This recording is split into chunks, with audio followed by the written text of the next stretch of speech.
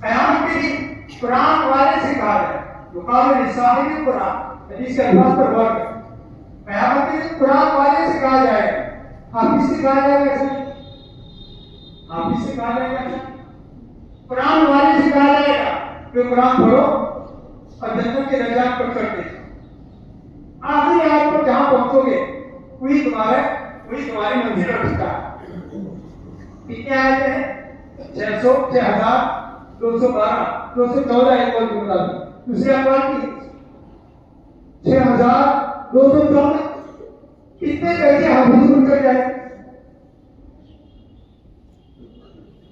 ایمان کی بنیاد پر دخول جنت تو نصیب ہو جائے، لیکن درجات کی بلندی اعمال کی بنیاد پر. بخاری کرام کے درجے کا انداز لگائیے تو قیامت کے دن کتنے ہوتے درجے پر. لیکن میں بہادر اور حضرات سے کہتا ہوں کہ صرف قرآن کو حفظ کرنے پر نہیں ہے. ملا علی قاری اس حدیث کی تشریح کرتے ہوئے لکھا ہے، لصاحب القرآن کی تشریح میں لکھا ہے میں یلازمہ بالتلاوۃ والعمل. وہ قرآن والا، وہ قرآن کو یاد کرنے والا جو قرآن کی تلاوت کی پابندی کرے اور اس پر عمل بھی کرے، اس کے لیے حفظ کر کے چھوڑ دیا. کبھی تلاوت کا نام نہیں. اس رمضان سے دوسرے رمضان تراویح سنانے کا نمبر آیا تو قرآن ہاتھ میں لیا.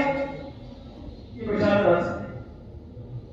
یا قرآن کو یاد کرتے ہیں، تلاوت کرتے ہیں، لیکن عمل نام کی کوئی چیز نہیں ہے. اس بشارت کے مستحق آپ نہیں بنے. صاحب قرآن، قرآن والا جس کو کہا جائے، جس کو قرآن کے ساتھ خاص لگاؤ ہو، اسی کو کہا جاتا. ارے ہوٹل والا کس کو کہا جاتا ہے؟ جس کو ہوٹل کے ساتھ خاص لگاؤ ہو، جو ہوٹل کے لیے محنت مزدوری کرتا. تبینے والا کس کو کہتے ہیں؟ جس کو تبینے کے ساتھ خاص لگاؤ. تو قرآن والا کس کو کہیں گے؟ جس کو قرآن کے ساتھ خاص لگاؤ ہو، اس کو یہ کی تلاوت بھی کرتا ہو اور اس پر عمل بھی کرتا ہو، تو کہا جائے گا یہ صاحب. نیت کرو کہ انشاءاللہ بہت قرآن پر عمل کریں. اللہ تعالیٰ سب کو عمل کی توفیق عطا. دوسری خوشخبری ان حفاظ کرام کے والدین کی. عن معاذ بن جہنی رضی اللہ تعالی عنہ قال قال رسول اللہ صلی اللہ علیہ وسلم من قرأ القرآن وعمل بما فيه، من قرأ القرآن وعمل بما فيه ألبس والده تاجا يوم القيامة ضوءه أحسن من ضوء الشمس في بيوت الدنيا لو كانت فيه وما ظنكم بالذي عمل بها. یہ اس حدیث پر بھی غور کریں. من قرأ القرآن، جس نے قرآن پڑھا، اس سے مراد کیا ہے؟ محدثین آپ کو بتائیں. اس کی تشریح میں اللہ علیہ قاری رحمۃ اللہ نے کہا ہے من قرأ القرآن اے حفظہ عن ظاہر قلبی، اے حفظہ عن ظاہر قلبی، جس نے منہ پر قرآن یاد. پڑھنے سے مراد دیکھ کر پڑھنا نہیں ہے، جس نے منہ پر قرآن یاد. پھر آگے ہونا وعمل بما فیہ، اور قرآن میں جو کچھ احکامات ہیں اس پر عمل کیا. لیکن پہلے حدیث میں عمل کی صراحت نہیں، اس حدیث میں عمل کی صراحت آ گئی. الحدیث یفسر بعضہ بعضا، بعض حدیثیں بعض کی تفسیر کرتی، تو دوسری حدیث نے پہلے حدیث کی تفسیر کرتی. تو آگے بما فیہ، قرآن منہ پر یاد کیا اور اس پر عمل کیا تو اس کے والدین کو قیامت کے دن تاج پہنایا ہے جس کی روشنی سورج کی روشنی سے زیادہ. یہاں پہنچ کر ان حفاظ کرام کے والدین کی یہ ذمہ داری ہوتی ہے کہ اپنے نونہار بچوں کو قرآن پر عمل کرنے کی، نونہار بچوں کے لیے قرآن پر عمل کرنے کی فکر کریں، ان کو قرآن پر عمل کرنے والا بنانے کی محنت کریں تو تاج ہمارے سر پر آئے. اور اگر ہم نے حافظ بنا کر ان کو چھوڑ دیا اور خدا کا نام حفاظت فرمایا جاتا تھا، اگر ان کی زندگیاں آوارہ ہو گئی تو ہمارے سر پر تاج نہیں ہے. ہمارے سر پر تاج ان کی ہماری زندگیوں کو بنانے کی فکر کرنا یہ حفاظ کرام کے والدین کی ذمہ داری ہے. اللہ تعالیٰ ہمیں ذمہ داری کو نبھانے کی توفیق. تیسری حدیث میں ان حفاظ کرام کے گھرانے کے بچہ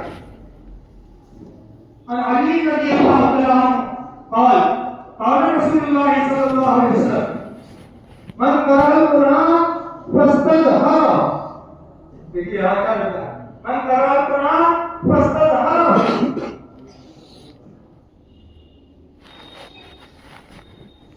وعمل بما فيه أدخله الله الجنة وشفعه في عشرة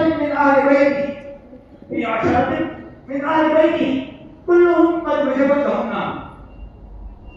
جس آدمی نے قرآن کو پڑھا قرآن فاستظهر اور منہ پر یاد دیکھیں وہاں پر صرف قرآن ہے فاستظهر ہوا ہے قرآن پڑھا منہ پر یاد اس حدیث سے ہم نے حدیث کی تفسیر کی کہ صرف اندر لے کر پڑھنا قرآن نہیں ہے منہ پر یاد کرنا من قرأ القرآن فاستظهر وعمل بما فيه عمل بھی کیا یہاں بھی سنا تھا وعمل بما فيه أدخله الله اللہ تعالی جنت کرا اور صرف آپ کو نہیں آپ کے گھرانے کے 10 آدمی ایسے جن کے لیے جہنم واجب ہو چکی ہوگی ایسے گھرانوں کی سفارش کرنے کا اللہ تعالیٰ کو حق دے اور آپ کی سفارش کو اللہ تعالیٰ کوئی آدمی جیل میں پھنس گیا ہو ناحق مقدمے میں پھنس گیا ہو اور کسی آدمی کی سفارش پر وہ آدمی جیل سے چھوٹ جائے تو وہ آدمی کتنا احسان مند ہوگا اس آدمی جس سے سفارش کہ آپ کے گھرانے کے 10 افراد جو جہنم کی جیل میں پھنس چکے ہوں گے آپ کی سفارش پر اللہ تعالیٰ کو جہنم سے رہائے یہ کتنی بڑی سعادت کی بات ہے کتنی بڑی عزت اور افتخار کی چیز لیکن یہاں بھی وہی شرط ہے کہ آدمی منہ پر یاد کرے عمل کرے منہ پر یاد کرے اور عمل کرے تو پھر آپ کو سفارش کا یاد کرے اللہ تعالیٰ آپ کو آپ کے والدین اور آپ کے اہل خانہ کو ان بشارتوں کا سچا اسلام ہے اب اخیر میں ایک بات کہہ کر اپنی بات کو ختم کرتا ہوں حضرت عمر بن خطاب رضی اللہ تعالیٰ عنہ کی روایت ہے عمر بن خطاب رضی اللہ تعالیٰ عنہ قال رسول اللہ صلی اللہ علیہ وسلم ان اللہ یرفع فی هذا الكتاب اقواما ويضع به آخرین اللہ تعالیٰ اس قرآن کی وجہ سے بہت سی قوموں کو بلند مرتبہ کرتے ہیں اور بہت سی قوموں کو بلندی سے پستی پر گراتے ہیں بلندی سے پستی پر گراتے ہیں اس قرآن کے ذریعے سے بلند مرتبہ پر کون پہنچتا ہے وہ لوگ جو قرآن کو مضبوط پکڑے رکھتے ہیں اس کی تلاوت کا اہتمام کرتے ہیں اس پر عمل کا اہتمام کرتے ہیں اللہ تعالیٰ ایسے لوگوں کو اس قرآن کے ذریعے سے بلندیوں پر پہنچا اور جو لوگ قرآن کو چھوڑ دیتے ہیں قرآن کی تلاوت میں سستی کرتے ہیں قرآن پر عمل کرنے میں سستی کرتے ہیں ایسے لوگوں کو اللہ تعالیٰ بلندیوں سے گراتا ہے آج ہم لوگ کس پستی اور ذلت کا شکار ہیں ہم سب محسوس کر رہے ہیں صاحب ہمیں نظر آ رہا ہے کہ ہم کیسی ذلتوں کے شکار ہو کہاں وہ زمانہ تھا کہ اسلام اور مسلمان کے نام سے دنیا کافی اور رستی تھی کہاں آج وہ دور آیا ہے کہ ساری دنیا اسلام اور مسلمانوں کو ملیا میٹ کرنے کے لیے ایک ہو چکی یہ سب کیوں ہے اس کا سبب یہی ہے کہ ہم نے قرآن کے ساتھ اپنا تعلق توڑ حضرت شیخ الہند رحمۃ اللہ علیہ جب جیل سے رہا ہو کر تشریف لائے اور دیوبند میں پورے ملک سے علماء دور میں حضرت کی زیارت اور ملاقات کے لیے تشریف لے گئے اس وقت حضرت نے ایک بات فرمائی تھی کہ جیل کی کوٹریوں میں نے غور کیا کہ امت ذلت کا شکار کیوں ہے تو مجھے یہ سمجھ میں آیا کہ قرآن امت کا رشتہ قرآن سے